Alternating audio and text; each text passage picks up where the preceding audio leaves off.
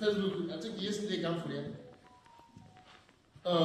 The man was a medical doctor, and she from US, you know, hey, one vehicle, they send enough money, and the brother has assurance that no one them again. Now,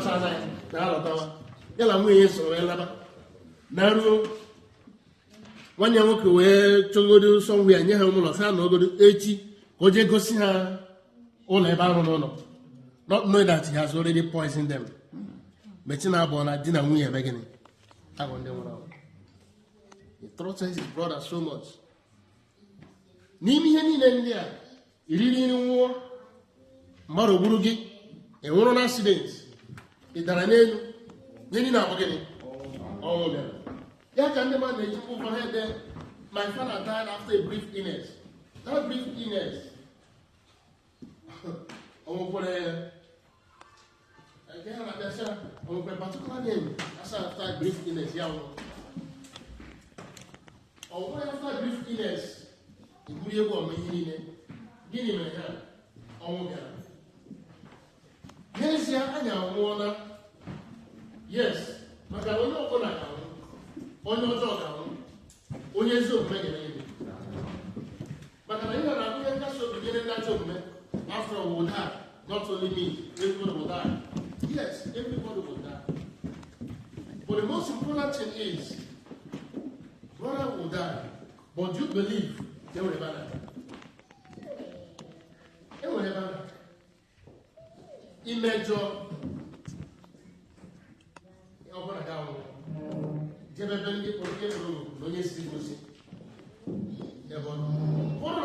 it doesn't matter if they be able to matter if they be able or try to see good to one ever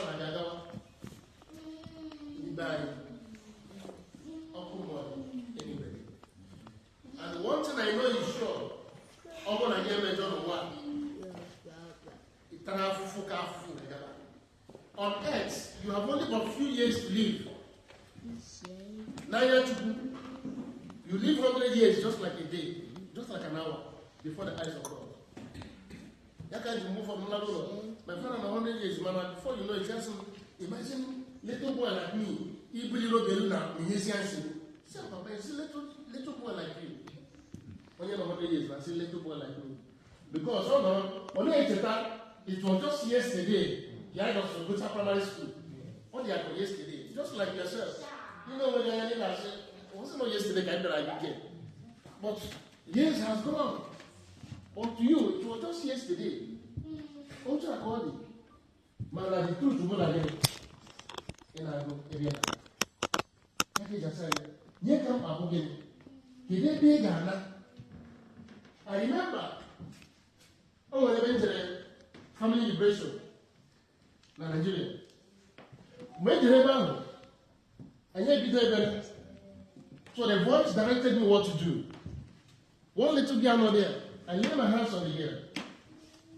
I invoke the spirit in that family of any member with Bezoko.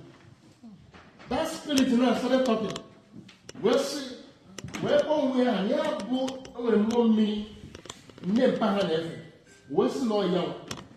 Is the one back here. Which was here? Can you bring the family? Or see, yes. Now, nem the man who says that now. I think 4 of them or 5 of them. Then the woman, and took a young yes, you were here. Omoyanine, where Ghana the mini buffaway obo and Omaha, Imo River. Or whether Omoyanine, when you fair the river, that will more than Western Momira, not all the women or the Cotawaha. Laura Hog, Japan, as long and one of the commitment to the as long as Mina, unless we do not and no we are talking about Haga, nay, yes, Muaha did what she did. Mana, because none of them worship those deities. Gini bidoro. Muaha wegbuo nwunye the first son. And the one ya mara mama biga yoke. Wegbuo ya. Because the family had again. Where rent wasn't her business. Onye tinye akeba ụzọ echi, onye tinye akeba ụzọ echi. Enwe ihe bute ma ịbịa that family liberation. Wee bụrụ nke nọ Ijabode nwere pie. That pie, all that no for more than how many years? No way. I only have no ndị dibịa niile nọ na Ijabode. No way. Asịsị ka agbalata ya. Mana asị ka agbalata ya. Ha mo nwanne nwoke emi chense fada na biko na achọ ka amara ha ga-eme nwanne nwoke si gbalata ya. Ọsị nke dịka ga-esi gbalata ya nọ na-aba na moto. Onye anọdụ ala. Onye edina. Because pile ya nke ya pụtara apụta.